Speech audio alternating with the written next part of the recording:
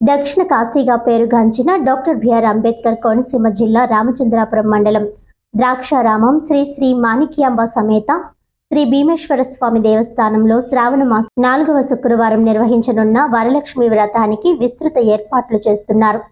ఈ సందర్భంగా దేవస్థానం ఈవో అల్లు వెంకట దుర్గా భవానీ మాట్లాడుతూ భక్తుల సౌకర్యార్థం వ్రతాన్ని 2 బ్యాచ్లుగా నిర్వహిస్తున్నట్లు తెలిపారు.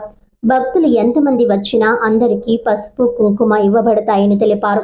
టికెట్ల విషయం ఏమీ లేదని, ఎంతమంది వచ్చినా వారికి అన్ని సదుపాయాలు ఏర్పాటు చేశామని, ఉదయం 6:30 గంటలకు మొదటి బ్యాచ్, ఉదయం 8:30 గంటలకు భక్తులు రద్దీ దృష్ట్యా 2 బ్యాచ్లుగా వ్రతాలు నిర్వహించబడతాయని తెలిపారు. భక్తులు గంట ముందు వచ్చి దేవస్థానం దగ్గర కౌంటర్లో పూజా సామాగ్రిలు తీసుకోవాలని తెలియజేశారు. భక్తులు ఎటువంటి ఇబ్బందులు ఎదుర్కోకుండా మంచినీళ్లు, అన్నదాన సదుపాయాలు కల్పించడంతో పాటు భద్రతా చర్యలు కూడా కట్టుదిట్టం చేసినట్లు ఈవో తెలిపారు. 50 మంది భక్తులు విచ్చేసి స్వామివారి అమ్మవార్ల కృపా కటాక్షాలు పొందాలని ఈ సందర్భంగా తెలియజేశారు.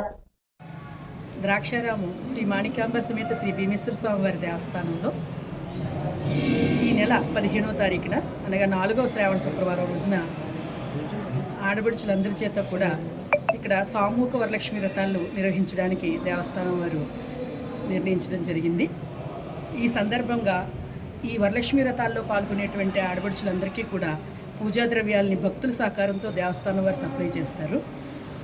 ఈసారి మేము ఎలా అనుకున్నామంటే ఎక్కువ మంది ఈ పాల్గొనడానికి ఆసక్తి చూపిస్తున్నారు కాబట్టి ఈ భక్తులకు ఇబ్బంది లేకుండా ఉండే విధంగా 2 బ్యాచ్లుగా ఈ వరలక్ష్మి వ్రతాలు జరపాలని నిర్ణయించడం జరిగింది.